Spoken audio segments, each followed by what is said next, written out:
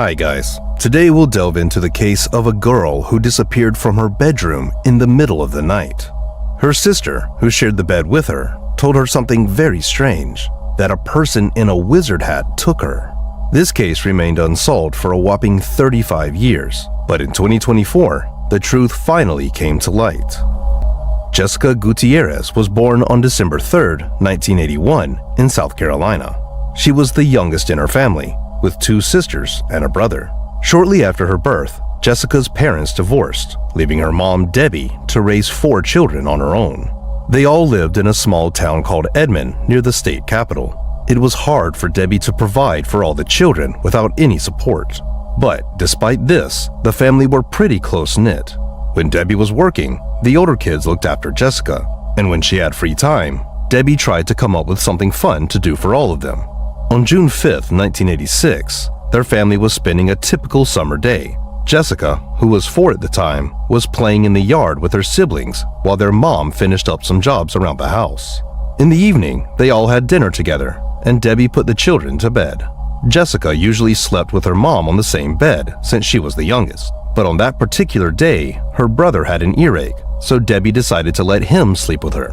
As a result, Jessica went to sleep with her older sisters. The eldest slept on a separate bed, and the other lay with Jessica. The next morning, Debbie woke up around 9 a.m. 6-year-old Rebecca, who slept in the same bed as Jessica, went into her mother's room and asked her to make cereal for breakfast. Debbie got out of bed, left her room, and immediately noticed that something was wrong. The front door, which she always locked before going to bed, was wide open, and their dog, who usually stayed outside, was running around the house. There was also a curtain rod laying under the back window, and the protective screen had been removed from it. Debbie went into the girl's room, but Jessica was nowhere to be found. She also noticed some papers scattered on the floor. When she asked her older daughters where their sister was, Rebecca replied, "She's gone. A man with a beard and a magic hat took her." Thinking her 6-year-old daughter was just joking, the mother went to look for Jessica. She thought maybe her daughter had gone out to play in the yard, but she wasn't there. Debbie searched the entire house, hoping Jessica was just playing hide and seek. But pretty soon, she realized that Jessica was not in the house. So the mother ran back to the girl's room and began demanding Rebecca to tell where her sister was. The girl kept repeating the same thing about the man in the magic hat, and Debbie started to lose her temper. She began shouting and asking why Rebecca hadn't screamed for help if someone was taking her younger sister from the house. After that, Rebecca finally told more details of what had happened. According to her, she woke up in the middle of the night and saw a man with a beard and in a wizard hat next to their bed. He gently picked up Jessica, who was still sleeping, and left the room with her. Rebecca, who was only 6, didn't fully understand what was happening. She was scared and covered her head with a blanket, thinking it was just a weird dream.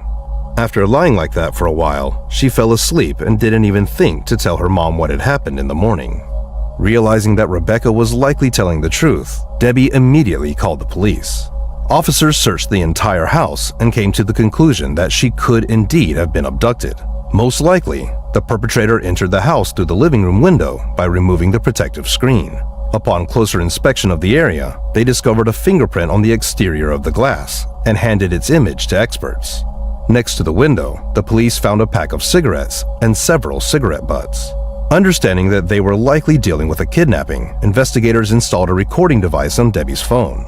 This was done in case the kidnapper would call with a ransom demand. The police listened to Rebecca's account, and she told them the same story about the man in a wizard hat.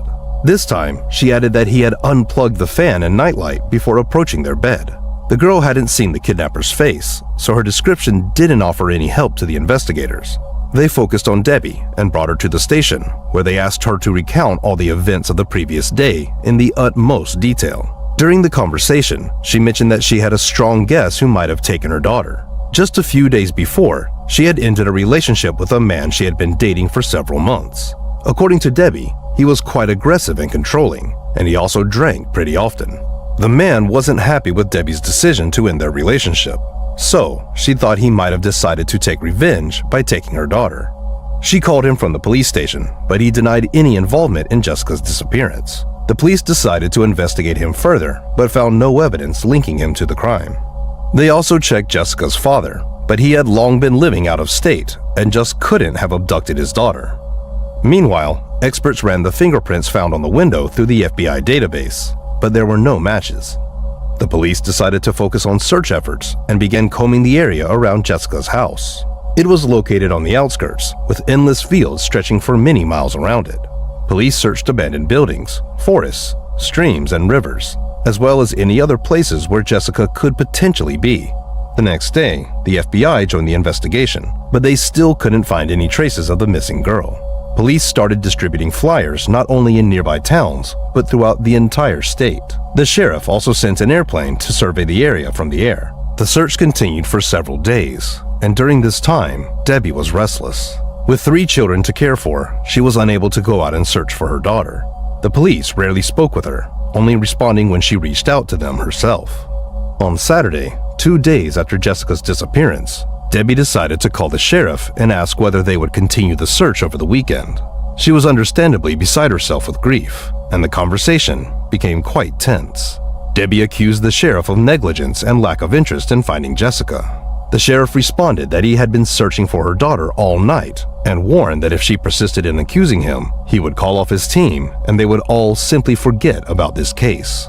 Since Debbie's phone still recorded everything, she saved this recording. The woman continued to believe that the police were not doing enough to find her daughter, so she was losing more and more hope of finding Jessica alive with each passing day. This went on for several months until there was a rather unexpected twist in the case. 10 weeks after Jessica's disappearance, the police faced a series of crimes. A local man had broken into someone's house, but the owner used a weapon to scare him off. Then, this man stole a van and drove to North Carolina, where he broke into a home of a sleeping woman and assaulted her. Shortly after this incident, the man was arrested and his fingerprints were entered into the database. Once they were there, investigators got a full match. His fingerprints matched those left on the window in Jessica's house. The man was a 27-year-old Thomas McDowell, and as soon as Debbie learned about this, she immediately told the police. She knew this person. She had met Thomas through relatives, and just a few months before Jessica's disappearance, she had hired him to do some work on their property. Over the course of 2 days spent at her house, he had built a shed and repaired the awning over the porch. Another curious fact was that Thomas had a beard and always wore a tall cowboy hat. This led to the thought that Rebecca, who only briefly saw the abductor in the darkness, might have mistaken this headgear for a wizard's hat, similar to those she'd seen in cartoons. But there was one huge problem for the investigators. Despite the fingerprint match, they deemed this evidence insufficient to press charges. They still didn't have Jessica's body, so they couldn't be 100% sure she was not alive. The presence of Thomas's fingerprints on the window could also have an explanation unrelated to the abduction. Since he worked on Debbie's property for 2 days, the fingerprint could have been left during that time. Although such a possibility was quite unlikely. During the inspection of the house, forensic experts noted that the fingerprint appeared fresh. It hadn't been exposed to external factors, such as weather, which could have visually altered it. Debbie also regularly cleaned this window where the fingerprint was found. When her children played in the yard and wanted to say something to her, they would run up to this open window, lean on it with their hands, and shout. Given that the children's hands were almost always dirty, Debbie had to constantly clean the glass. Thomas had been working on her property around 6 months before the abduction, and there were no other fingerprints found there at the time of the investigation. This indicated that the man almost certainly could not have left the fingerprint back then, or else it would have been wiped out. Debbie also added another interesting fact. She remembered that when Thomas worked on her property, she accidentally locked herself out of the house, leaving the keys inside. As a result, she had to climb through the same window, and Thomas saw her doing it. But all these facts didn't convince the police. They continued to believe that there wasn't enough evidence against Thomas to press charges. In 1987, he was convicted of assaulting the woman whose home he broke into and was sentenced to 10 years in prison. Debbie was shattered by the fact that the police refused to charge him with the abduction, but there was nothing she could do about it. That same year, something else happened. Thomas's cellmate contacted the police and told them that Thomas had confessed to him about committing the crime. According to Thomas, he abducted a girl in South Carolina from her own bedroom to assault her. While he was committing this horrible act, the victim bit him, and in a fit of rage, he killed her. Thomas dismembered the remains, took them to a field, and left them there. Investigators in Jessica's case went to prison to speak with him, and Thomas didn't even bother to deny it. Nevertheless, he said he was willing to confess if they provide him with full immunity. The authorities obviously couldn't agree to such terms, so the police once again came up empty-handed. Learning that Thomas had escaped punishment, his cellmate wrote a letter to Debbie and told her this story. Once again, she was shocked by the fact that Thomas was allowed to evade justice, but there was nothing she could do about it. Frustrated by the police's lack of action, Debbie decided to conduct her own investigation. At one point, she located an abandoned car that had previously belonged to Thomas and inspected it. There, on one of the seats, she noticed threads and fabric fibers that matched the color of Jessica's pajamas, the one she wore the night of her disappearance. But the police didn't rush to pursue this lead. The fact that Debbie, without any special equipment or knowledge of forensic science, found fabric particles in some car seemed strange to them. In 1987, something else happened. Police from Kansas contacted local investigators and reported that they found a girl fitting Jessica's description. Her mother immediately flew there, but her hopes were instantly shattered. When she came to see the girl, just hearing her voice from the corridor was enough for her to realize it wasn't her daughter. Over the following years, Debbie gave several interviews where she accused the police of ignoring the obvious suspect, but it didn't yield any significant results. In 1990, Jessica's case was featured on a popular television program about unsolved crimes. This led to a new wave of tips, but unfortunately, they all turned out to be dead ends. A year later, Jessica became the first missing child of South Carolina for whom an age-progressed portrait was created. Considering it was the early 90s, such technology was quite new and experimental, but detectives hoped it could help identify Jessica all these years later. Unfortunately, despite all this, the case remained unsolved for many years. In 2007, 21 years after Jessica's disappearance, her mother once again publicly accused the local police department of inaction. This time, she gave reporters the recording of her conversation with the sheriff, where he told her he could call his men off and forget about this case. They reached out to the sheriff, but he stated that he hadn't stopped investigating the case all these years.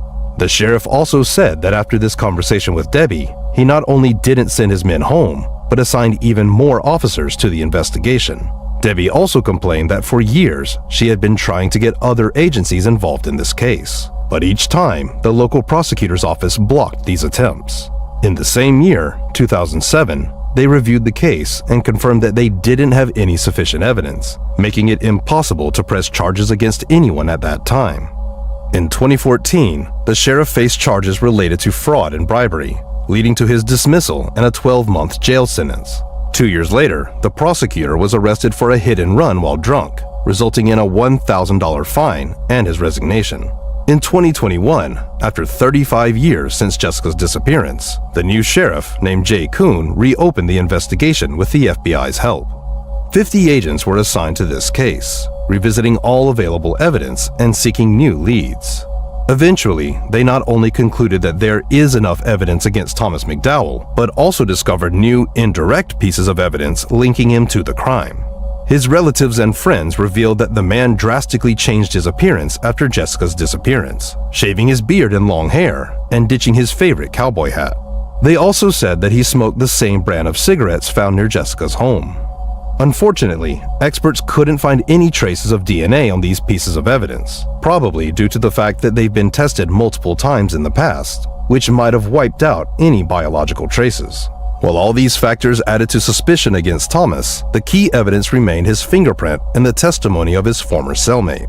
Eventually, detectives believed that they had enough evidence to bring the case to trial, and in January 2022, Thomas was finally arrested. At 62 years old, Thomas refused to admit guilt, and preparation for the trial stretched for several years. It began only in January 2024, and Thomas's lawyers attempted to challenge the existing evidence. They argued that the fingerprint on the glass was left when Thomas had worked on the property. The defense also tried to use Rebecca's testimony. As we recall, Jessica's sister said that she saw a man in a wizard hat. Thomas's lawyers tried to convince everyone that the girl couldn't have mistaken a cowboy hat for a wizard's, as they are completely different. However, experts brought in by the prosecution pointed out that the fingerprint was clearly fresh. If it had been left a few months before the abduction, it would have either been erased or altered by the weather. During the trial, a former inmate also testified, repeating Thomas's confession made in prison in 1987. The prosecution pointed out that an outsider from another state would unlikely know the details of the case. Moreover, in those years, Thomas himself said he was willing to confess, but asked for full immunity, which was obviously not an option. The trial ended on February 8th, and the jury unanimously found Thomas guilty. At 63 years old, he was sentenced to life in prison. For Debbie, who had been convinced of his guilt from the early years of the investigation, the outcome of this case stirred conflicting emotions. She was glad that the perpetrator was finally held accountable, but said that Thomas could have been arrested 36 years ago. Instead, the police allowed him to live a long life before facing justice. Debbie also still couldn't come to terms with the fact that her daughter's remains were never found all these years. She, along with the new sheriff, refuses to give up and will continue the search, but the chances of finding her daughter after almost 4 decades are quite low. Debbie Lynn Randall was born on August 21, 1962, in Marietta, Georgia. She grew up in a loving family with 2 older brothers. Sometime after Debbie's birth, her parents divorced, but her dad remained involved in their lives. A few years later, their mom married a man named Roy, and he became Debbie's stepfather.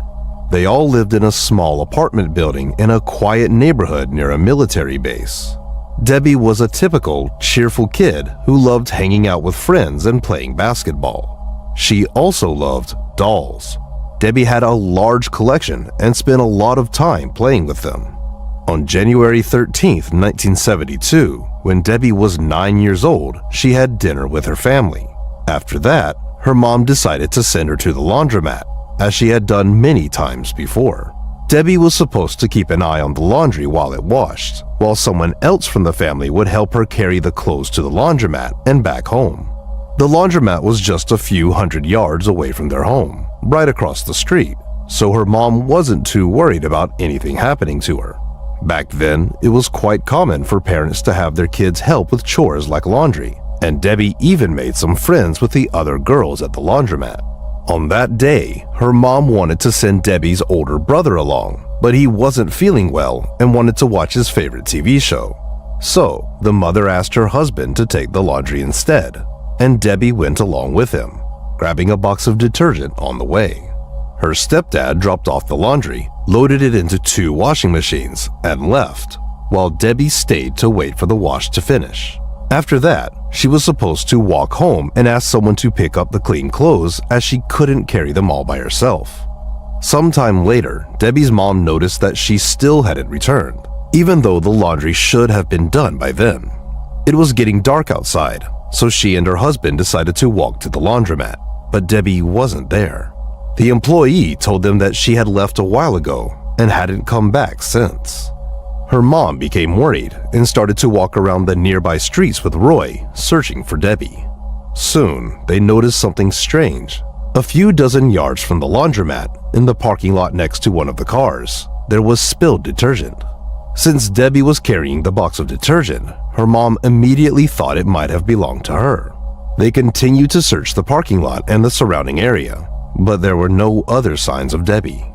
Some neighbors who knew the family well also joined in to help with the search, but all their efforts yielded no results, and Debbie's mom decided to contact the police. The officers examined the area of the parking lot where the detergent was spilled and noticed their first potential lead. The detergent was scattered just inches away from a parked car, and on its door, they spotted several clear fingerprints. Those prints appeared fresh and were located significantly lower than the handle, which already seemed odd. The officers thought that at this exact spot, an unknown perpetrator might have grabbed the girl and touched the car in the process. They collected these prints and handed them over to forensic experts, while also beginning to search for the owner of the vehicle to confirm if the prints didn't belong to them. With no other leads, the police started combing the streets, trying to find new clues or witnesses. The laundromat employee mentioned that she hadn't noticed anything suspicious. Debbie had been sitting and waiting for the laundry to finish, then took her box of detergent and left the building. Most likely, she headed home to ask someone to pick up the clothes. The police soon found the first witness whose account immediately changed the course of the investigation. 12-year-old Sandra, along with her friend, was walking to the same laundromat, helping her carry dirty clothes. Suddenly, they saw a man grabbing a girl in the middle of the street and pulling her into his car, parked nearby the laundromat. The girl was screaming and trying to break free, but he slammed the door shut, got behind the wheel, and drove off. The man nearly hit Sandra and her friend. One of the girls started shouting after him, but he sped away. At the time, Sandra didn't realize she had witnessed an abduction. She thought the man was the girl's father or some other relative picking her up, while she wanted to stay out longer. Because of this, Sandra didn't tell any adults about what happened or report it to the police. Now, when she learned about Debbie's abduction, she provided investigators with crucial information. Based on her description, the perpetrator drove a dark pickup truck, likely a 1957 model according to her description. She described the man as young, white, with thick, dark hair. He wore a white t-shirt, jeans, and black work boots. Another girl who lived in the same building as Debbie also shared her observations. That evening, she was standing outside her apartment when a dark pickup truck drove past the building. At first, she thought it was her uncle behind the wheel, but when the driver stopped right in front of her and looked at the girl, she realized it wasn't him. According to her description, it was a white man with medium-length dark hair. She also provided investigators with a few more details about his appearance that she could remember. The girl mentioned that this man parked near their building, next to the same car where the spilled detergent would later be found. The police soon found another witness. A man who lived near Debbie's house was driving to the hospital to visit his wife. At one point, a dark pickup truck, likely a Dodge, nearly crashed into him before driving off recklessly. The driver appeared to be around 30 years old with dark hair. However, the most crucial detail was that the witness also saw a girl in his car, seemingly attempting to escape while the driver held her with one hand. After listening to all these accounts, the police had no doubt that Debbie had been abducted. They distributed information about the suspect's vehicle to all patrol units, and police artists created a sketch based on the testimonies of the three witnesses. While some officers were searching for similar vehicles and checking their owners, others organized extensive searches for Debbie. With each day, more volunteers and police officers from other towns joined in. In total, around 4,000 people were involved in the search, setting a record not only for the city, but for the entire state. Detectives also investigated various people who knew Debbie, including all male neighbors, her stepfather, and her biological father, but all of them were ruled out as suspects. Her father, who lived in the same city, learned about his daughter's disappearance at work and immediately joined the search efforts. Detectives checked previously convicted criminals living within a few mile radius of Debbie's home, but they didn't find any suitable suspects among them. The extensive search efforts continued for over 2 weeks without yielding any results. This went on until January 29th, when several students joined the search teams and were sent to explore the wooded area several miles from Debbie's house. After spending nearly 5 hours there, one of them suddenly noticed tracks on the ground leading from the trail into the depths of the forest, as if something had been dragged there. Following the tracks deeper into the woods for about 150 feet, they stumbled upon a human body and immediately called the officers. They quickly realized that they had found Debbie Randall. She was wearing the same clothes described by her mother on the day of her abduction, a lavender dress and a dark blue zip-up jacket with a hood. However, her shoes were missing. She had socks on, but her lavender shoes were nowhere to be found. She had received these shoes as a Christmas gift just a few weeks before her disappearance, and she loved them very much.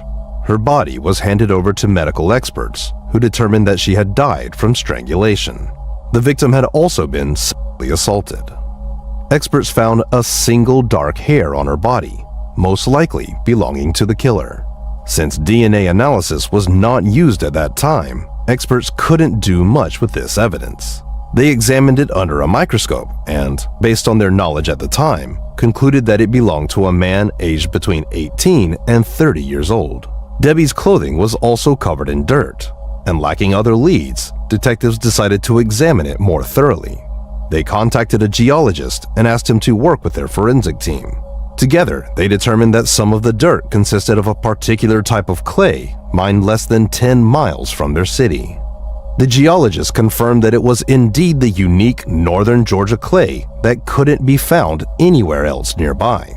There were also other dirt stains, different from the first. They were traced back to another type of clay mined by a local company just 2 miles from where the body was discovered. Based on this information, detectives theorized that the perpetrator didn't kill the victim immediately. Instead, he drove her to remote areas where those types of clay were located. Most likely, he initially took her out of town, where he sexually assaulted her.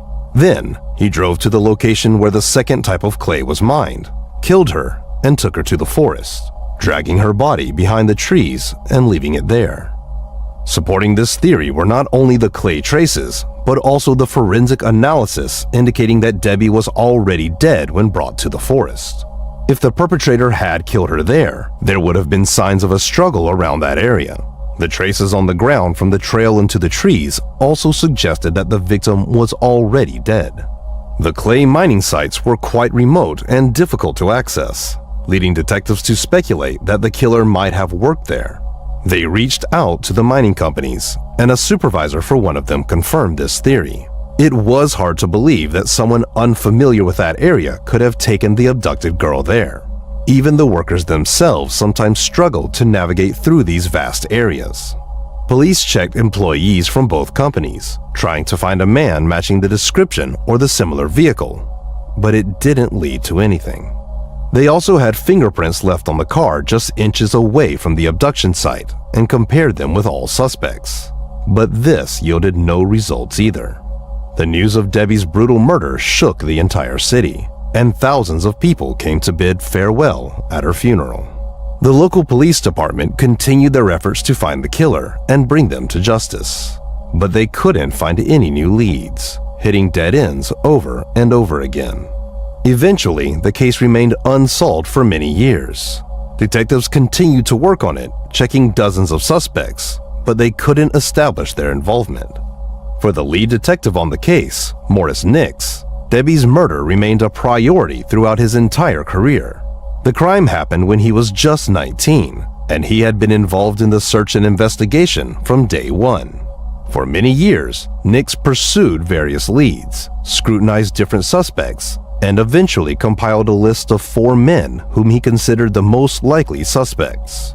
When the FBI established a DNA database, experts were able to extract the genetic profile of the perpetrator from the hair found on Debbie's body. It was entered into the database, but no matches were found. This indicated that the killer either had never been convicted of other serious crimes, or it occurred before the time when DNA samples started being collected from such individuals. In 2015, 43 years after the murder, the case was reopened, and detectives decided to re-examine the victim's clothing using modern technology. It had been stored in the evidence warehouse all this time, and experts found biological material from an unknown man on it. However, over the years, it had degraded significantly, resulting in a partial profile. In 2018, Debbie's mother, who had hoped for decades to see the police arrest her daughter's killer and hold him accountable, gave an interview. She said that after Debbie's murder, she couldn't bear to live in the apartment where everything reminded her of her loss. She moved to another city, and year after year, the lack of progress in the investigation slowly destroyed her. She also said her only desire now is to see the closure of this case before her time comes. Unfortunately, that was not meant to happen. Just a few weeks after the interview, she passed away to cancer at the age of 78, and she was laid to rest next to her daughter. Sandra, who witnessed the abduction at the age of 12, also spoke out in an interview. She said that she had never stopped blaming herself over the years. According to Sandra, she believed she could have stopped the perpetrator and prevented the abduction, even if it meant taking Debbie's place and dying instead of her. In 2019, the local police department received additional funding, enabling them to request a more detailed analysis of Debbie's clothing. This time, experts were able to extract a full DNA sample from it, but the perpetrator's DNA still wasn't in the FBI database. Debbie's father was also interviewed, and he shared that not a day had gone by over the decades when he didn't think about Debbie. He still kept a box of her old photos, hoping for only one thing: to reunite with his daughter in heaven. In 2022, shortly after the interview, he passed away. In the same year, detectives focused all their efforts on the one lead they had: DNA. They reached out to a company in Florida specializing on an innovative DNA analysis method called genetic genealogy. The police handed over all the biological samples they had collected over the years and waited. Experts created a profile of the unknown man and began searching for his relatives in public genetic databases. They needed to find people who had uploaded their DNA because family members' genetic material has similarities. Modern tools can detect even distant relatives. After examining thousands of potential relatives of the killer, investigators narrowed down their search to a family living in Marietta in 2023. They asked them to provide DNA samples, and they agreed. The analysis showed that the killer was indeed their close relative, so experts looked into their family more carefully. They soon identified the most likely owner of the killer's DNA sample: a man named William Rose. However, there was a problem. Rose had taken his own life in 1974, just 2 years after Debbie's murder. But detectives were determined to finally close this case, no matter what. They obtained a warrant to exhume his grave, and experts took a direct DNA sample from his remains. After 51 years since Debbie's murder, the police finally got a full match. William Rose was indeed the killer. At the time of the murder, he was only 24 years old and had never been a suspect. It turned out that his relatives lived in the same building as Debbie's family. Rose regularly visited them, so investigators believed that he might have seen the girl on multiple occasions. Perhaps that evening he was headed to visit his relatives, but saw Debbie coming out of the laundromat and heading towards her home. Based on the testimonies of her neighbors and other witnesses, Rose pulled into the parking lot between the victim's house and the laundromat, left the engine running, got out, grabbed Debbie, and then drove north. Perhaps he immediately headed to the clay quarry, which was located in that direction. It's worth mentioning that Rose didn't have any other criminal record. Either he didn't commit anything serious besides Debbie's murder, or he simply didn't get caught. At the time the case was solved, the only living close relative of the victim was her older brother, Melvin. He attended the press conference where they announced the discovery of the culprit and thanked everyone who had worked on his sister's case for over half a century. He also said he wished his mom could have lived to see this moment, but added that she was now in heaven with Debbie. Karen Snyder was born on July 29, 1948, in the small American town of Cedar Lake, Indiana. She grew up in a very large family with 2 brothers and 3 sisters. In high school, Karen met a boy named Paul, and they decided to get married when she was just 17. Shortly after, Karen became pregnant, and in 1966, their daughter Paula was born. Even though Karen was only 18 at the time, she and her husband were ready and happy to start their own family. They moved to a town called Calumet, Illinois, where Paul's parents lived. The family settled on the same street as his parents, just a few houses away, allowing them to see Paul every day and spend a lot of time with their granddaughter. Calumet, with a population of about 25,000 residents, was located not far from Chicago and considered a very safe place to live. Karen spent most of her time taking care of their child, while Paul got a job at the local railroad. On November 12, 1966, Paul went to his night shift around 2 p.m. A few hours later, he tried to call Karen, but she didn't answer. This was unusual because she was supposed to be at home and couldn't have left their 2-month-old daughter alone. Concerned, he called his parents, who lived just a few houses away, and asked them to check on Karen. They walked down the street and knocked on the door, but there was no response. His parents didn't have a spare key, so they continued knocking for a few minutes and then went back home to call their son. Paul became even more worried and decided to leave work early to check if everything was all right. As he approached the house, his concern grew even more. The porch light was off, and the blinds were tightly closed. This was unusual because Karen always left the porch light on for him when he worked the night shift. Paul tried to open the door with his key and realized it was unlocked. He entered the living room and was relieved to find his 2-month-old daughter sleeping in a playpen near the working TV. However, Karen was nowhere to be seen, so he began calling out her name while checking each room. As Paul decided to go upstairs, he tried to turn on the staircase light, but the switch didn't work. He made his way to the bedroom and turned on a lamp, revealing a horrifying scene. The room was in disarray, and there was blood everywhere. On the floor lay Karen, showing no signs of life, and Paul immediately realized she was dead. Recovering from the shock, Paul went downstairs, called the police, and took his daughter outside. While he was waiting for the police and ambulance, his parents came out to the street and saw him crying and pleading for help. Paul's mother grabbed the flashlight and rushed into the house, hoping to help Karen. But as soon as she saw Karen's blood-covered body, she knew it was too late to save her. Soon after, the medics and police arrived. The doctors could only confirm Karen's death, and the investigators began examining the crime scene. On the back door lock, they found shallow scratches, indicating an attempted break-in.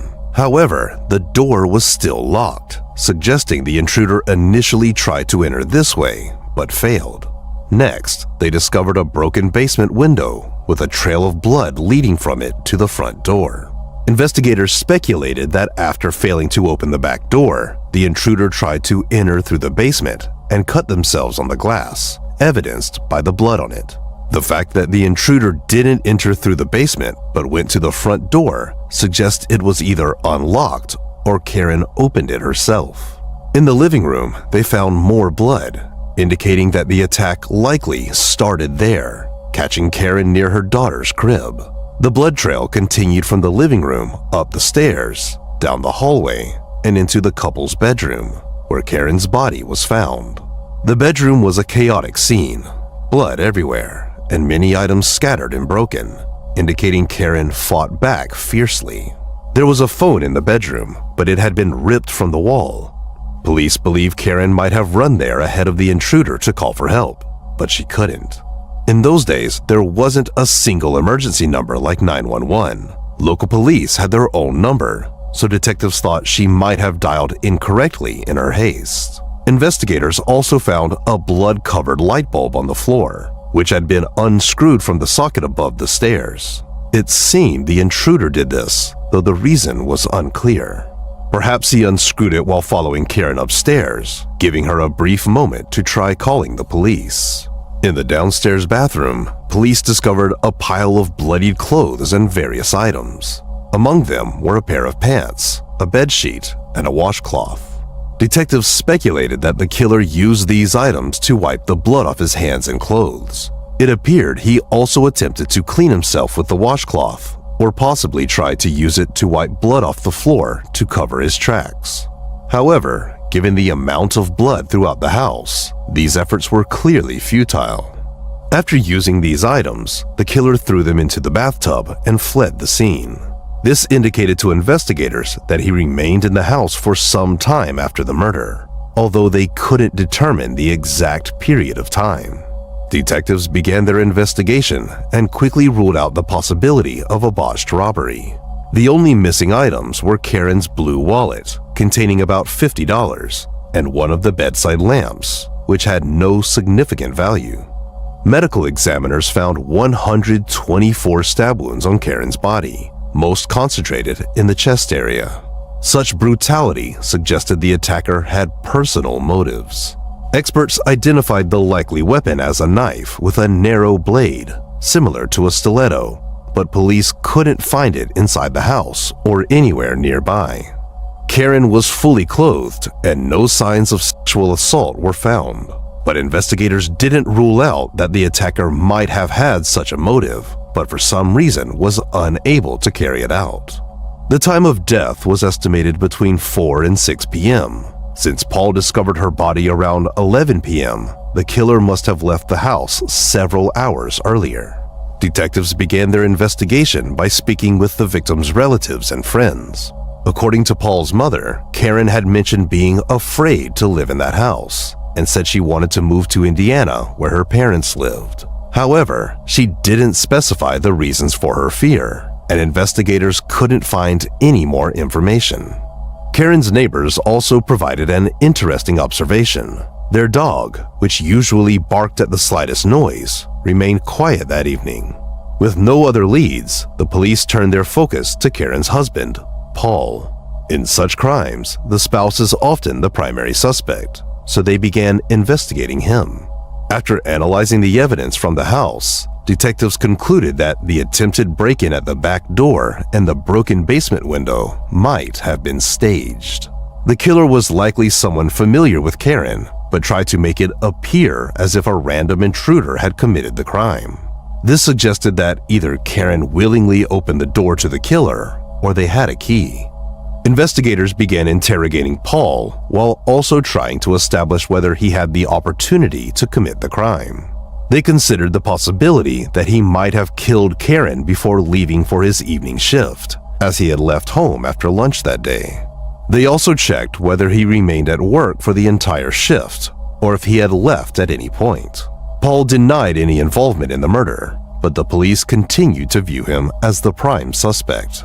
With almost no evidence, they attempted to obtain a confession from him, repeatedly calling him in for questioning. But despite this pressure, Paul consistently maintained his innocence.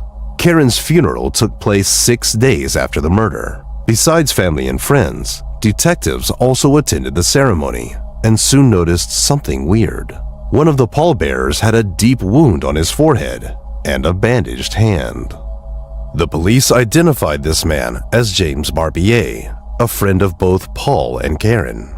He worked with Paul at the railroad and had done some repairs in the house shortly before the murder. Karen knew James pretty well and might have opened the door for him.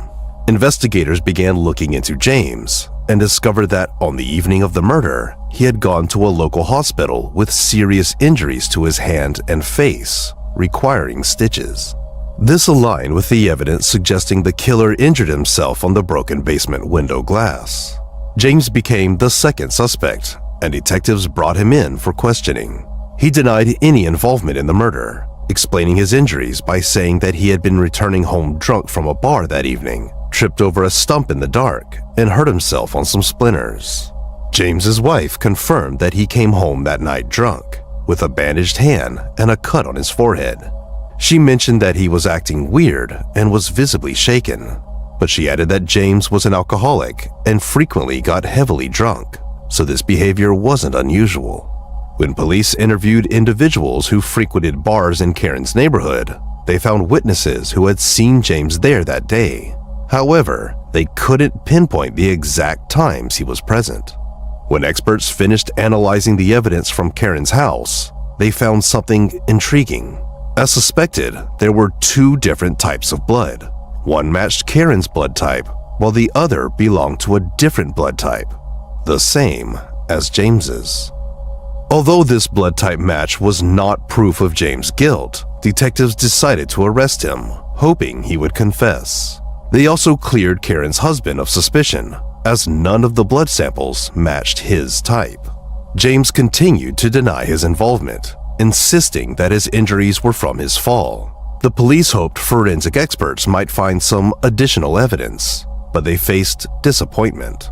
The fingerprints collected from the crime scene were smudged, and without DNA analysis, they couldn't make any progress with the blood evidence. Eventually, they had to release James and continued searching for new leads. Since then, investigators have looked into several other suspects and interviewed dozens of people, but the case remained unsolved for many years. Karen's murder forever changed their small town, once considered safe. Residents remembered the brutal crime for a long time and wondered who could have committed it. At the time, police did not reveal the identities of the suspects, including James, so only Karen's relatives and close friends knew of his potential involvement. In later interviews with reporters, they said they truly believed James was guilty, but without solid evidence, proving his involvement was simply impossible. Karen's father passed away in 1973, 7 years after the tragedy, and her mother died in 1977. Neither of them ever found out who killed their daughter. Paul eventually remarried, and his second wife helped raise Paula, essentially becoming the mother the girl never had the chance to remember. Her relatives decided not to tell her how her biological mother died, trying to shield the girl from the horrific details. Paula later recalled that when she started school, other kids teased her simply because her mother was dead. A few years later, understanding that she might hear the truth from others or come across news reports, her relatives finally told her what had happened to Karen. In 1989, at the age of 45, Paul passed away from health problems, never learning the truth either. For decades, there was no progress on the case. Paula occasionally gave interviews to journalists, expressing her hope to bring the culprit to justice and mentioning that she regularly contacted the local police department to ask about any new developments. But they always replied that there were no new leads, and the case remained unsolved for many years. This continued until the end of 2022, when one day the police received a call. A 29-year-old man contacted the police department responsible for Karen's case, inquiring about any new developments. The man explained that he had known about this crime his whole life, as his grandmother talked about it since he was a kid. It turned out they were distant relatives of Karen's family, and the man was curious whether the police had made any progress in solving the mystery. He said that he had been reading newspaper clippings about the case at work and wondered if there were any modern technologies that could help solve it. And this prompted him to reach out to the police. To his surprise, the police department decided to reopen the investigation following his call. Naturally, none of the original detectives were still around, so a new team began reviewing all the available materials from scratch. They discovered that almost all the evidence, except the blood samples collected from the floor, had not only been preserved, but was also well maintained over the past 56 years. This included Karen's clothing and various items from her home.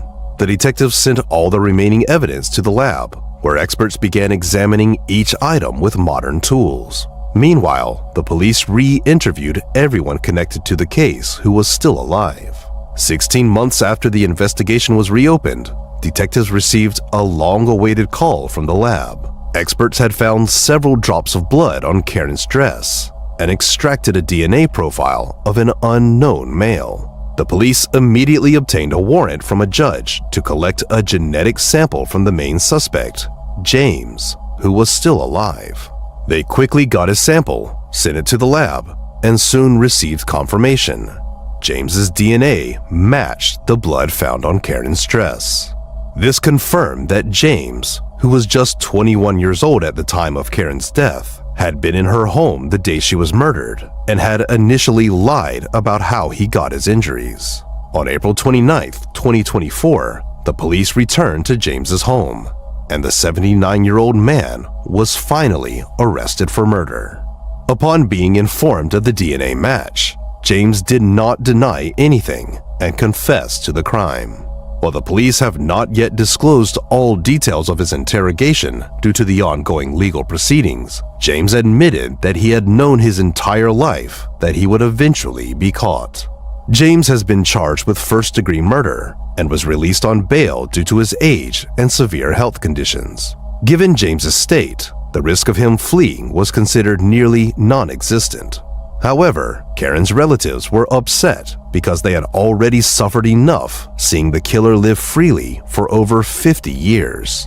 As for the motive, it remains unknown. The first hearing took place at the end of May, and more details are expected to be revealed only after the trial. According to the main theory reported by journalists, James had feelings for Karen and was jealous of her husband since she married him. Additionally, James was indeed heavily intoxicated that evening, which may have driven him to commit the crime. Karen's relatives expressed their gratitude to the detectives for finally bringing James to justice. However, given his health issues, even if James lives to see prison, he is unlikely to spend much time there. Karen's daughter, who was 57 at the time of James's arrest, said she received the best call of her life when she learned that her mother's killer had finally been caught. She admitted she had lost hope and was surprised that the evidence had been so well preserved. She also revealed that she blames James for her father's early death. Beyond dealing with the brutal murder of his wife, her father had spent the rest of his life almost certain that his close friend was responsible, and it was very hard for him to see James continue to live freely. Melissa Tremblay was born on March 1, 1977, in Lawrence, Massachusetts. When she was just a month old, her biological parents gave her up for adoption, and she was adopted by Jeanette and Robert Tremblay. Melissa grew up in the nearby town of Salem, New Hampshire. She was a very energetic child who loved fashion, singing, and had a passion for reading from a young age.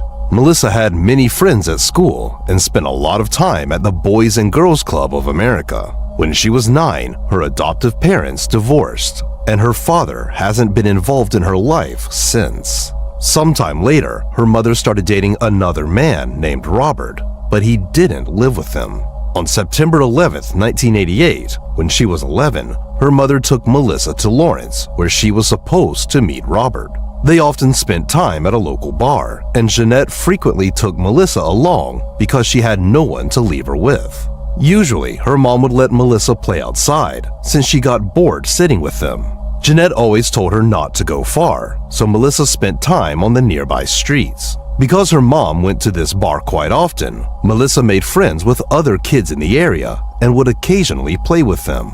That day, Melissa spent most of her time outside, checking in with her mother now and then. During one of these visits, the bartender made her some popcorn. Melissa said she'd come back for it soon and left, but she never returned to the bar.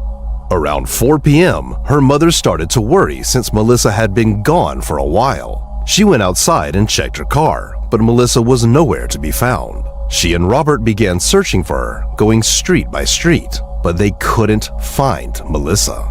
They searched the area for several hours, and around 9 p.m., Jeanette decided to call the police. Officers immediately joined the search, but they also couldn't find any traces of her. By then, it was already dark. It made their task much more difficult, but the police continued searching for Melissa late into the night. They also considered the possibility that she might have run away, but her mother insisted that Melissa was afraid of the dark and didn't like being alone, so she would never have run off. The next day, Melissa's whereabouts were still unknown, and the search continued. This went on until about 3 p.m., when a railroad worker called the police. He had been conducting a routine inspection of an old rail yard just a few hundred yards from the bar. The yard was quite large, with up to 8 tracks in its widest section, although some of them hadn't been used in a long time. There were a lot of empty boxcars, and between 2 of them, the worker noticed something unusual. When he got closer, he realized it was a human body and immediately called the police. Detectives arrived at the scene and quickly identified the body as Melissa Tremblay. Aside from the fact that she had been reported missing since the previous morning, there was a card with her name from the Boys and Girls Club in a purse found near the body. Melissa's body was lying on tracks that were still in use, and one of her legs had been severed. The detectives believed this likely happened due to a passing train, since the section of track was still active. However, they immediately doubted that this was the cause of death. The lead detective noticed several details that contradicted this theory. Melissa's purse, containing the card with her name, was found almost 20 yards from the body. This seemed strange, as it was unlikely that a train accident could have thrown the purse so far. The detective also noticed a large number of footprints and drops of blood near the purse. This led him to suspect that Melissa might have been attacked there, and only then her body was moved to the tracks. The assailant might have hoped to make it look like she died in a train accident. Another factor pointing to foul play was the location itself. The old rail yard, with its numerous empty boxcars, was a known hangout for homeless individuals and those looking for secluded spots to use illegal substances. So the detectives considered the possibility that some of them might have attacked Melissa. Her body was sent to medical examiners, while the police began searching for clues. Since no useful evidence was found at the scene where Melissa was discovered, investigators focused on finding witnesses to piece together the timeline of events.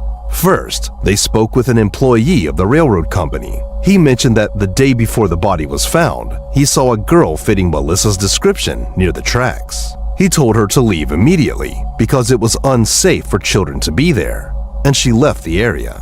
Next, the police found a woman living not far from the bar. She said she had known Melissa for several months because her children had become friends with Melissa, and she often visited their house. On that day, Melissa had come over to invite her children to play, but the woman told her they were grounded and couldn't go out, so Melissa left alone. Investigators soon found another witness who provided the first significant lead. He reported seeing a girl resembling Melissa standing next to a van at an intersection near the rail yard, talking to the driver. The witness described this man as rather large, unkempt, around 30 years old, with dark hair and a large beard. The van was brown, old, and rusty. The police considered that this man might be connected to the murder and started searching for similar vehicles. Meanwhile, the medical examiners finished their report and confirmed that the train was not the cause of death. Melissa's body had numerous bruises and 3 fatal stab wounds. No signs of sexual assault were found, and there were no foreign biological samples on her body or clothing. The experts determined that the stab wounds were inflicted with the left hand, suggesting that the perpetrator was likely left-handed. The case was reclassified as a homicide, and detectives focused on finding the killer. However, they still had only one lead: the description of the van seen near Melissa shortly before she disappeared. The police concentrated on finding similar vehicles in the area, but repeatedly hit dead ends. The challenge was that even if they found the right van, linking its owner to the murder would be nearly impossible without a confession. DNA analysis was not yet in use, and there were no additional pieces of evidence, like Melissa's belongings or fingerprints, likely to be found in the van. The police also kept trying to find new witnesses. They interviewed several hundred residents in the area, but this effort yielded no results. Detectives continued searching for the van and other clues for several months, but the case eventually went cold. Melissa's murder received significant media coverage, and many people began blaming her mother for what happened. They were outraged that Jeanette let her 11-year-old daughter wander the streets alone, especially near such a dangerous place as a rail yard. What infuriated them even more was that while Melissa roamed the streets for hours unattended, her mother was drinking in a bar. Rumors began spreading in the newspapers that Jeanette had developed a drinking problem after her divorce and was struggling with her parental responsibilities. People also started blaming social services for failing Melissa by not intervening in the situation.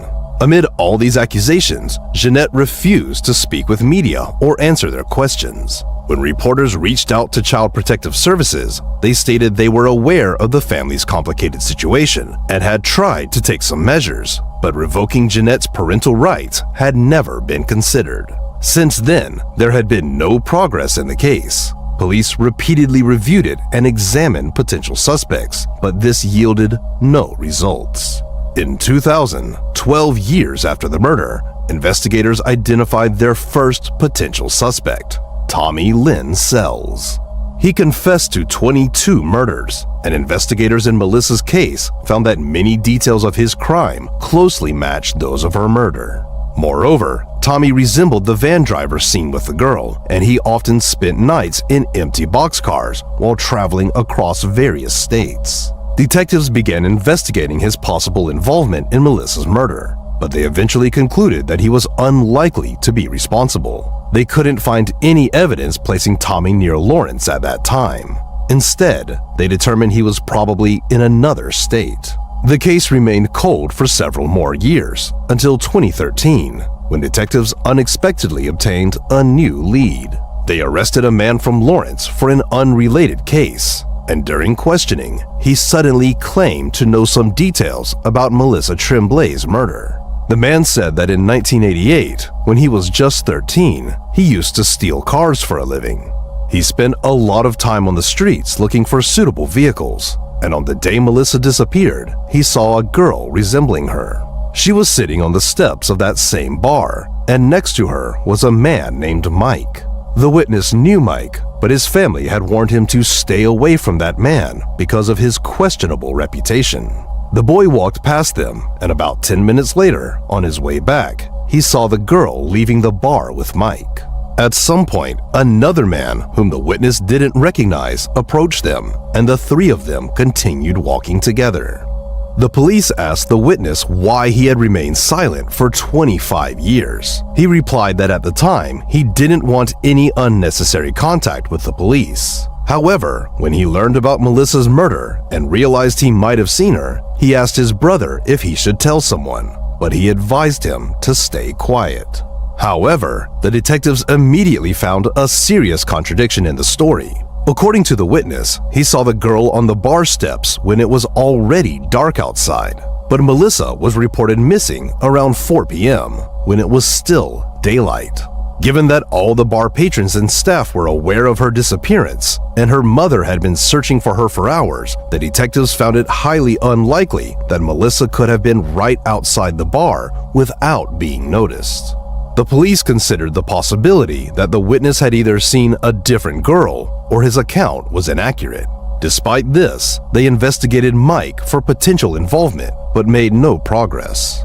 Nevertheless, the witness's story brought renewed attention to the old case, and in 2014, it was reopened. By then, DNA analysis was widely used, and the police hoped that experts could find some new clues by re-examining all the available evidence. They examined Melissa's clothing and other items but found no foreign DNA. However, there was something else among the evidence: samples taken from under Melissa's nails, collected in case she had scratched her attacker. The experts analyzed these samples and indeed found traces of foreign skin, which were promptly sent to the lab. But there was a new problem. Experts were able to extract a DNA profile of an unknown male, but it was only partial. It wasn't enough to get a match in the database, but the investigators were determined not to give up. Sometime later, they reached out to a company specializing in genetic genealogy. The company analyzed the sample and began searching for potential matches in available databases. This was a challenging task because they had to work with a partial profile, which made it impossible to identify the person with absolute certainty. Nevertheless, through meticulous work, they managed to find a possible distant relative of the sample's owner in the databases. This led them to a specific family with the last name McClendon. Detectives began investigating the members of this family, trying to determine who might have committed the crime.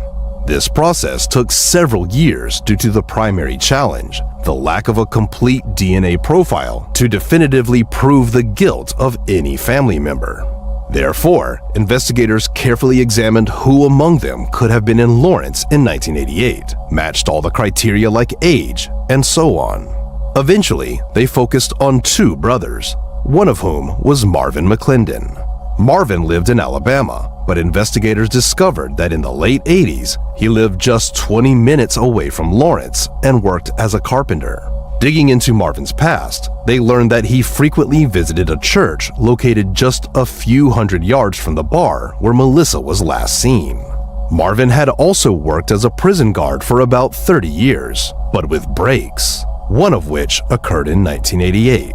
The intriguing findings didn't stop there. Police found that Marvin owned an old brown van during those years, which he used for work. Despite this, Marvin had no criminal record, aside from numerous traffic fines for not wearing a seatbelt. He had been married twice, but both wives had left him. He had 2 sons from his first marriage, but was not actively involved in their lives. Finally, Marvin was left-handed, unlike all his close male relatives. While detectives were investigating this suspect, Melissa's mother passed away in 2015 at the age of 70. She had struggled with a severe illness for a long time and never found out who killed her daughter. After gathering all the information on Marvin and checking his other relatives, detectives concluded that he was the most likely perpetrator. In 2021, they went to Alabama to question him about that time in the late 80s.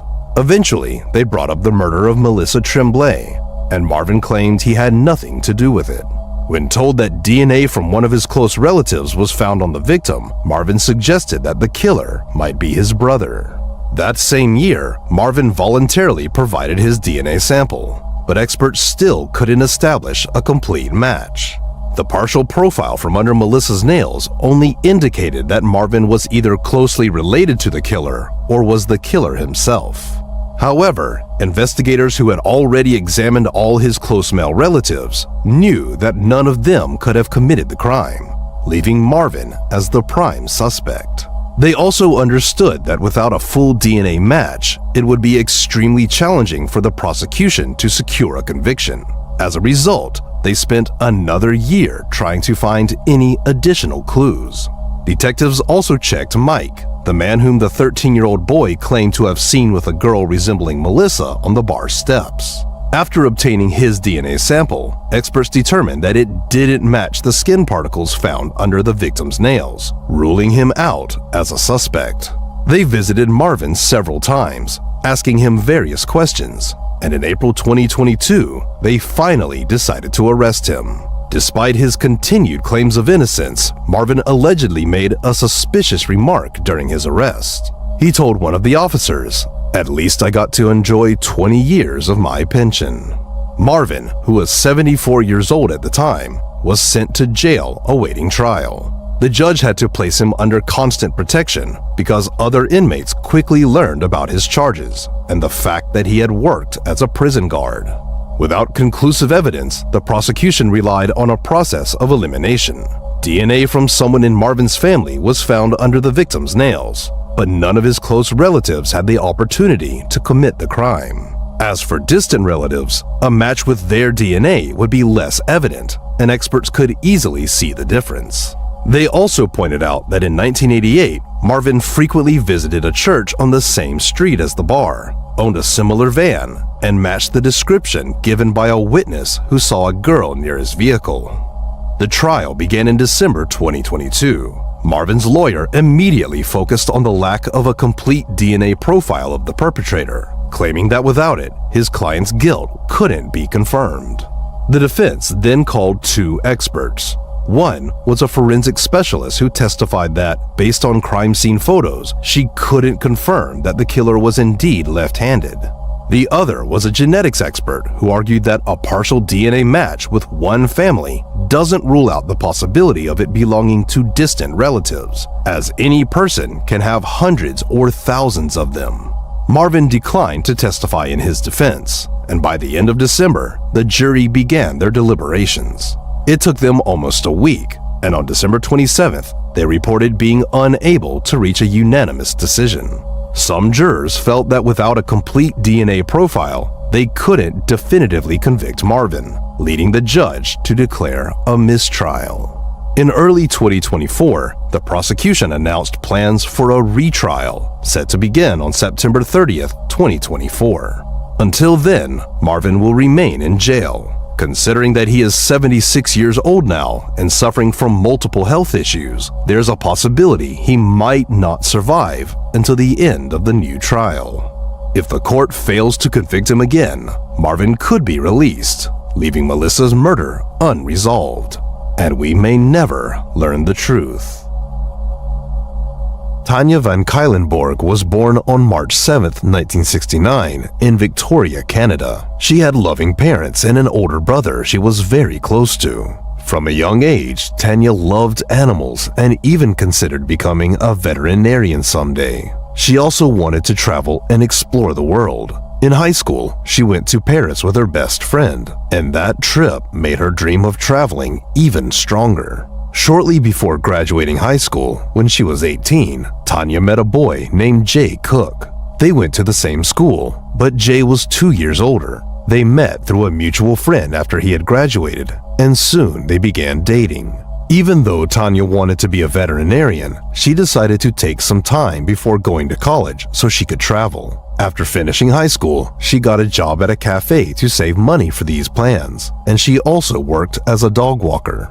Jay also didn't go to college after high school. Instead, he helped his father with their small family business installing heating systems. In November 1987, Jay's father received an order, but the local suppliers didn't have one of the key parts in stock. The nearest place to buy it was Seattle, in Washington state. Jay's father decided it would be quicker and cheaper to get the part himself, rather than order it for delivery. However, he was swamped with work and knew he couldn't fit the trip into his schedule. So, he asked his son to go to Seattle instead of him, and Jay agreed.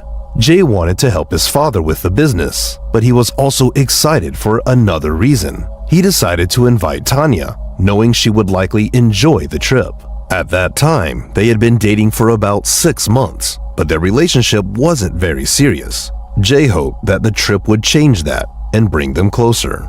As he expected, Tanya agreed right away. They planned to leave Victoria in the morning, reach Seattle by evening, and return the next day.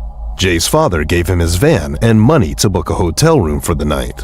However, Jay and Tanya decided to save that money and just sleep in the van. Jay's father also gave him a check for $700 to buy the part and a few $100s for other expenses. Despite Seattle being relatively close to Victoria, the couple had to take 2 ferries, first to get into the US and then to cross the bay near Seattle. On the morning of November 18th, the couple got into the van and headed to the first ferry, which would take them to Port Angeles. Their parents expected them to return home the next day in the afternoon, but Tanya and Jay never showed up. Their families began to worry almost immediately, knowing the ferry schedule and realizing that if the couple had taken the ferry, they should have been home by now. However, the parents considered the possibility that Tanya and Jay might have simply decided to explore and enjoy the beautiful sights along the way, causing them to miss the ferry in Port Angeles. As time passed and there was still no sign of them, Tanya's parents called Jay's parents. By the afternoon, they were seriously concerned that something bad had happened. Despite their worries, the family held on to hope that the couple had just decided to extend their trip and continued to wait. Jay and Tanya did not return home by the end of the day, and the next morning their parents went to the police station to file a missing persons report. However, the local police decided there wasn't enough reason to conduct a full search. Tanya was 18 and Jay was 20. There was no direct evidence that they had been harmed or were victims of a crime, so the police assumed the couple had just gone off on an adventure and told their parents to wait a few days. Naturally, they weren't satisfied with this response, but the officers refused to start the search. By that time, Tanya and Jay's parents were completely certain that they wouldn't have just decided to extend their trip for several days. Jay was supposed to do an important job for his father's business, and he had never been so irresponsible before. And if they had indeed decided to extend their trip, they would have at least called their families from a payphone, which were plentiful along their route. Eventually, Tanya's father decided to start the search on his own. First, he and Jay's parents found out that their children never picked up the part in Seattle. The supplier said he had waited for them for several hours, but no one showed up. Next, Tanya's father drove along the route to Seattle, but this didn't yield any results. He found no trace of Tanya, Jay, or their van. Undeterred, he contacted a private company and rented a helicopter with a pilot to survey the area along their route from the air. However, this also led to nothing. Most of the area was covered with dense forests, making it difficult to spot anything. After that, Tanya's father made flyers with information about their disappearance and went to Seattle to post them on the streets. This went on for several days. The families of the missing couple did everything they could to find them, and the local police department finally started taking the case seriously. However, they still believed that Tanya and Jay were just spending time together somewhere and would eventually come home. As a result, they only contacted their colleagues in Seattle, providing a description of the van and information about Tanya and Jay, asking to notify them if anyone spotted them. On November 24th, 5 days after the disappearance, a man went for a walk in the woods near a small town about 90 miles north of Seattle. While walking along the road near an embankment leading into the forest, he noticed something unusual under a tree below. When he took a closer look, he realized it was a human body and immediately called the police. Officers arrived at the scene and discovered the body of a young woman, Her clothes were partially missing, hands were tied, and there was a gunshot wound on her head. Investigators quickly determined that the victim had been killed elsewhere, as there was almost no blood near the body. There was no ID on the victim, so the police checked the list of missing women in the area. They quickly concluded that the victim matched the description of Tanya van Kuylenborg and contacted her father. He went to the morgue and confirmed that the deceased was indeed his daughter. Detectives began their investigation, trying to establish all the details of what had happened. They learned that Tanya had been traveling with Jay, whose whereabouts were still unknown. Jay's van was also missing, leading investigators to consider his possible involvement. Jay's family refused to believe he could have done something like this. They insisted that he had never shown signs of aggression and that he loved Tanya. He also did not own a firearm and would not have been able to purchase one easily. While the police were trying to locate him, they got another call. A bartender from a town called Bellingham, about 18 miles from where the body was found, went outside and saw a wallet and keys on the ground. When he opened the wallet, he found an ID with the name Tanya van Kuylenborg. At first, he didn't call the police. Instead, he took everything back to the bar, thinking the owner might return for them. But after seeing a news report about Tanya's murder on TV, he immediately called 911. Detectives searched the area around the bar and found several plastic zip ties, identical to those used to bind Tanya's hands, under the back porch. They also discovered rubber gloves and a half-empty box of bullets. But that wasn't all. One of the officers noticed a van parked nearby, and the police quickly determined that it was the same vehicle Tanya and Jay had traveled in. Inside the van, there was utter chaos. Everything was scattered and broken, but investigators managed to find several important clues. There were numerous receipts that could help reconstruct Tanya and Jay's route, as well as a ferry ticket. This indicated that the couple had indeed made it to Seattle, and something horrible happened to them there.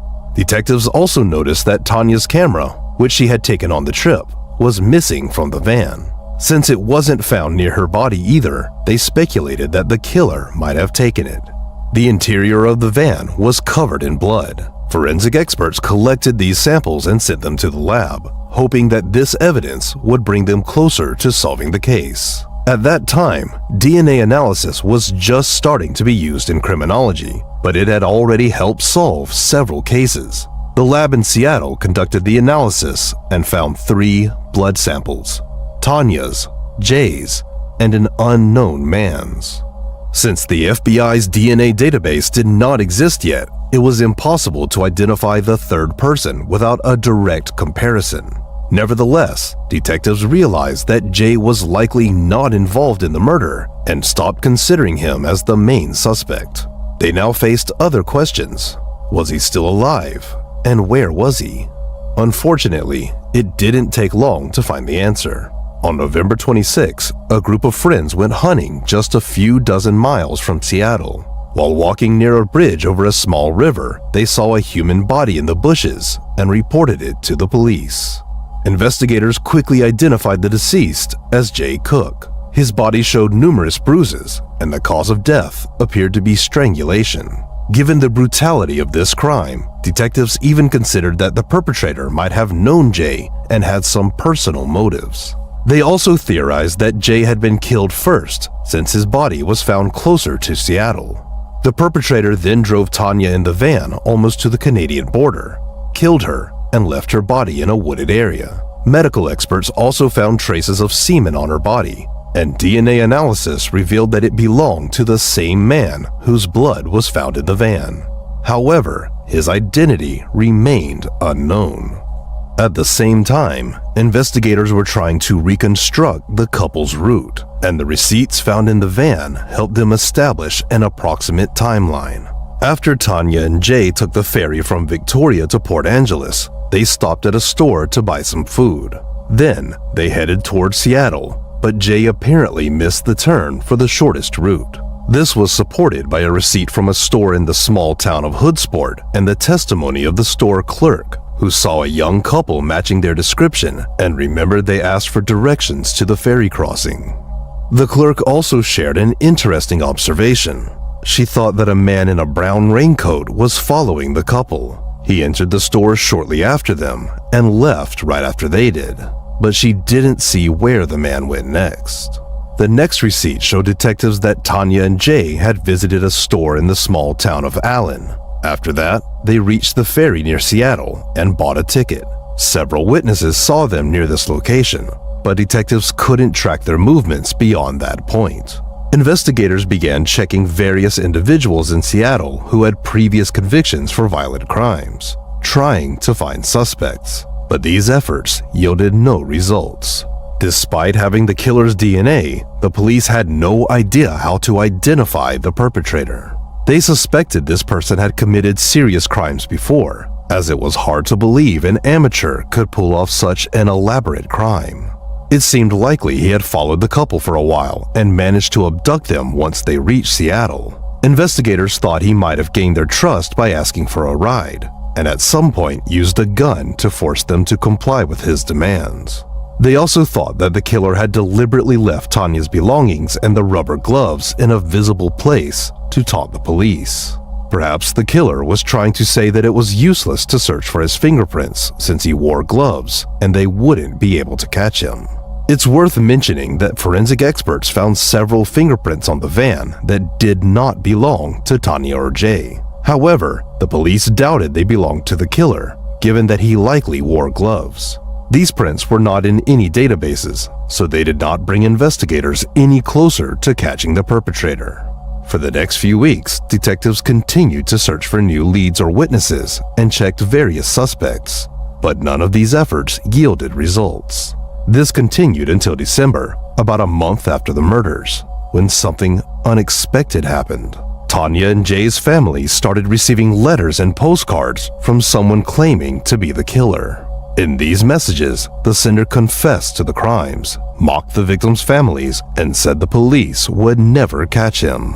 Investigators tried to trace the sender, but this was extremely difficult in those days. All they could determine was which cities the letters were sent from, but this information did not help identify the perpetrator. The letters continued to arrive on a regular basis, often during holidays, which investigators believed was the sender's way of causing the families even more pain. Police also found that the letters were sent from different cities and states, indicating that the sender traveled around the country.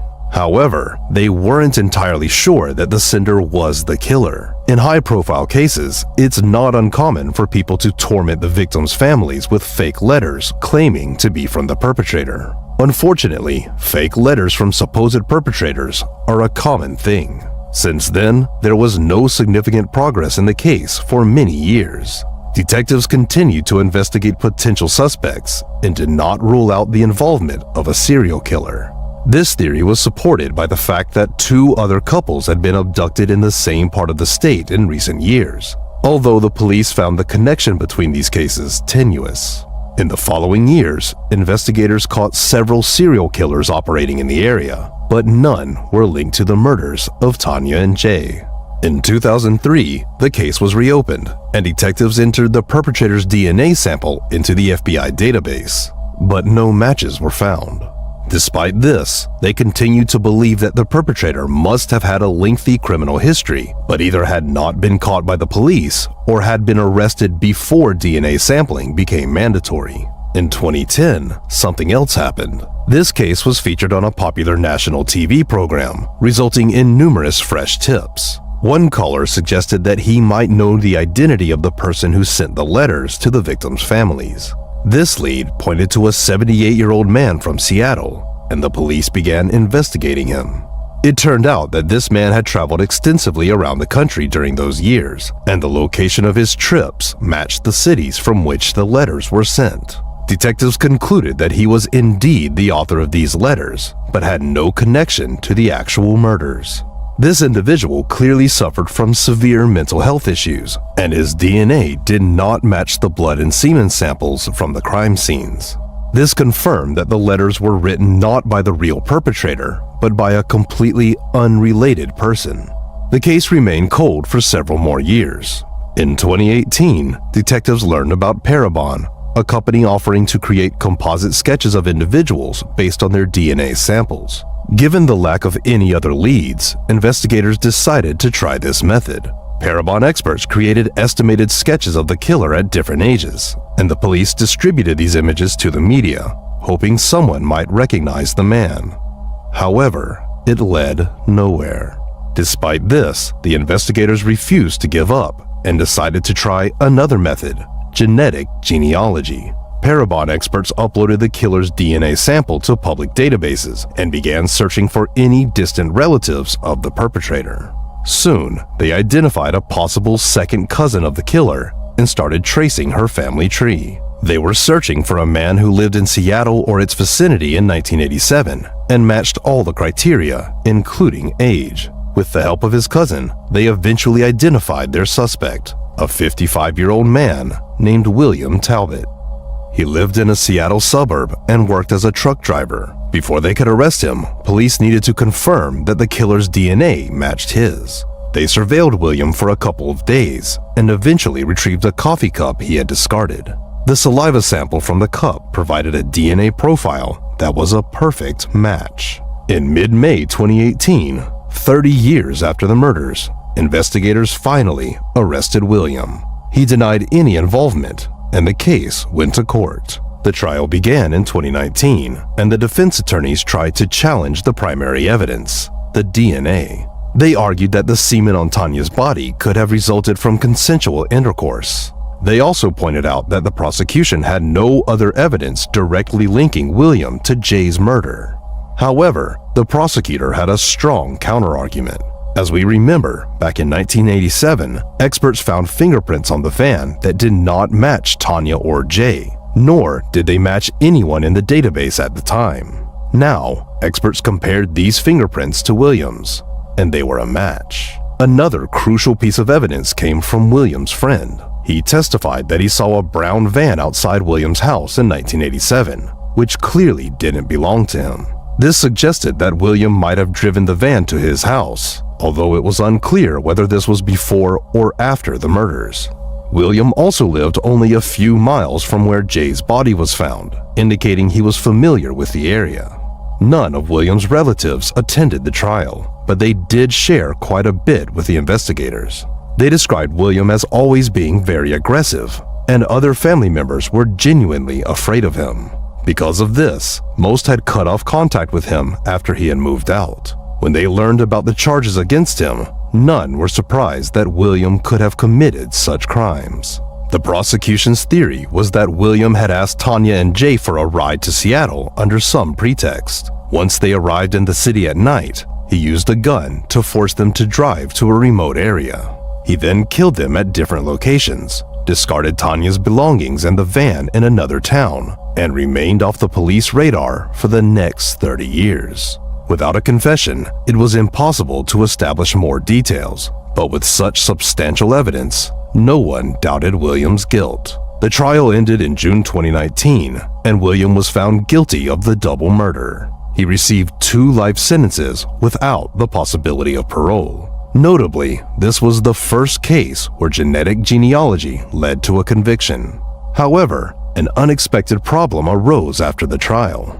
William's lawyers appealed the conviction, arguing that the jury had been biased against the defendant, which they claimed violated his constitutional rights and made the jurors unfit to serve. This led to a judge overturning the conviction in 2021, granting William the right to a retrial. However, in 2022, a higher court reversed this decision, upholding the original conviction. As for William's potential involvement in other crimes, there is still no clarity.